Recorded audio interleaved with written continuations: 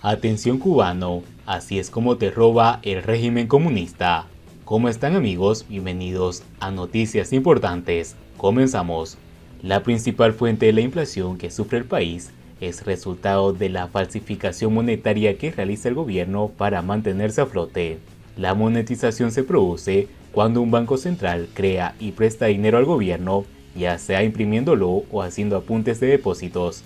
En sus inicios era un adelanto, un préstamo garantizado por los ingresos fiscales previstos que debían devolverse normalmente antes de un año.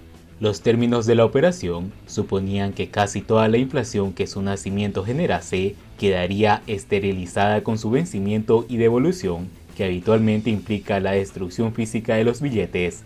Mientras la monetización fue solo eso, no hubo problemas. Pero en el mundo socialdemócrata de déficit crónico que sufrimos, la tentación de monetizar deudas superiores a los ingresos fiscales previstos es demasiado alta. Por ello, los países medianamente serios tienen leyes que impiden al gobierno crear dinero para monetizar el déficit fiscal. Así, un gobierno solo puede gastar más de lo que ingresa endeudándose con sus propios ciudadanos, deuda interna, o con ciudadanos externos, deuda externa, en transacciones consentidas y mutuamente beneficiosas, sino de corrupción o ineptitud implicada. El gobierno que no encuentre financiación interna debe ajustar el gasto a sus ingresos o dimitir, no hay más. En Cuba, como el castrismo es el único propietario de los medios de producción, aunque temporalmente permite que algunos sean administrados por agentes privados, la inmensa mayoría de los cubanos no tienen ahorros líquidos para financiar al Estado. El sistema castrista monopolizó la propiedad y la inversión para poder monopolizar la riqueza y la libertad. El resultado es que el castrismo solo puede endeudarse externamente. Paradójicamente, el gobierno que le quitó la propiedad a sus ciudadanos, porque eso era lo mejor, necesita para sobrevivir que le presten dinero ciudadanos generosos extranjeros que tienen propiedades. El problema es que cada vez más escasean los kamikazes financieros dispuestos a prestar dinero a la nación que encabeza el índice de Hake de miseria mundial y a cuya deuda la agencia de clasificación Moody le da la nota de CA, extremadamente especulativa y por lo general en incumplimiento. En estas circunstancias, parecería que el castrismo no tendría más remedio que disminuir el gasto o aumentar los ingresos para poder equilibrar un presupuesto que hoy asume egresos un 25% superiores a las entradas.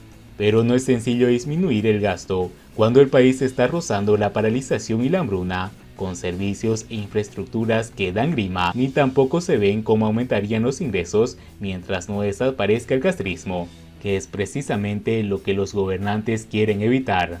Ante este dilema, el gobierno, para financiar esos servicios estatales, educación, salud, etc., que dan sentido y justifican la existencia del sistema castrista mismo, han optado por la única vía que se lo permite: robarle al pueblo, saquearlo más. Por supuesto, ya no envía milicianos a nacionalizar lo que se les antoje como hizo en los años 60. Ahora utiliza el más sutil mecanismo de crear dinero para monetizar el déficit fiscal. Para entender que monetizar el déficit fiscal es robar, razón por lo que está prohibido hacerlo en la mayoría de los países, hay que comprender que los bienes y servicios son la verdadera riqueza económica y que el dinero no es más que un medio para acceder a esos bienes y servicios, una herramienta de intercambio. En esencia, la economía es intercambio de mercancías, no de dinero. La única manera legítima para obtener dinero y poder comprar aquello que necesitan los gobiernos, empresas y personas es, primero, ofrecer a cambio bienes y servicios que alguien les quiera comprar. Cuando en vez de eso, alguno de ellos imprime efectivo para gastarlo directamente, está accediendo a mercancías sin dar nada real a cambio, con el pernicioso resultado de licuar el poder adquisitivo del dinero real existente en la economía, o sea, la inflación, y apoderarse de los recursos que no tiene derecho, o sea, el robo. Si esos billetes los imprimen individuos o empresas, se llama falsificación monetaria. Si lo hace el gobierno, se llama monetización, pero el resultado es exactamente el mismo. Esta falsificación, aún legal en la Cuba castrista, es la principal fuente de la inflación que sufre el país. El pueblo observa atónito cómo sus pesos obtenidos obtenidos legalmente intercambiando mercancías o trabajando valen cada vez menos. Comprende que esto se debe a un fenómeno denominado inflación, pero lo que aún no saben es que el valor de su dinero no se está esfumando, sino que, por arte de la monetización, ese valor que era suyo se está traspasando al gobierno. El gobierno se lo está robando. Es lógica simple. ¿Cómo puede el gobierno pagar un 25 más de lo que le ingresa si no hay nadie prestándole o no tiene ahorros propios?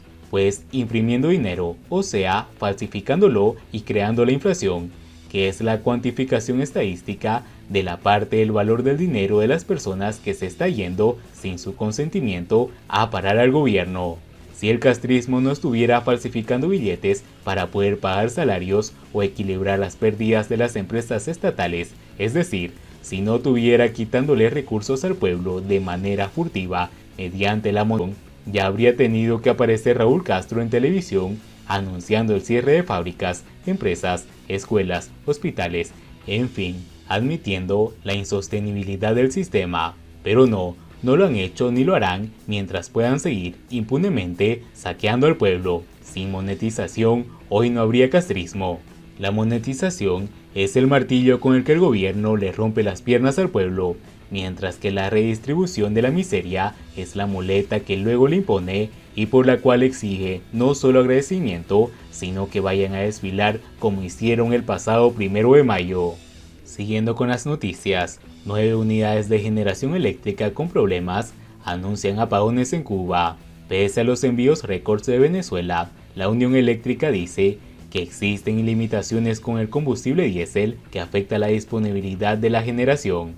La estatal Unión Eléctrica informó que el incremento de los apagones, de los que se quejan con énfasis los cubanos en los últimos días, obedecen a averías, reparaciones y roturas imprevistas en al menos 9 unidades de generación de varias termoeléctricas. Esta situación estuvo motivada por la salida imprevista de la unidad 1 de la termoeléctrica Lidio Ramón y de la unidad 3 de Carlos Manuel de Céspedes en Cienfuegos. A ello se sumó que 3 unidades estaban en solución de averías y otras 4 se encontraban ejecutando mantenimientos programados, resumió la Unión Eléctrica. Los apagones fueron frecuentes también en abril, según las autoridades, otra vez debido a las averías en las termoeléctricas, algo frecuente pero que se agravó tras la rotura que sufrió la termoeléctrica Antonio Guiteras en Matanzas, principal planta generadora de la isla, y que tardó entonces 5 días en incorporarse al sistema energético nacional. En 2021, la Guiteras sufrió roturas en al menos 4 ocasiones. Y bien amigos, así vamos terminando las noticias importantes del día de hoy. Por favor, nos ayudarían mucho compartiendo las noticias y así poder informar a muchas más personas de la verdadera realidad en Cuba. Patria y vida mis hermanos, nos vemos en el siguiente.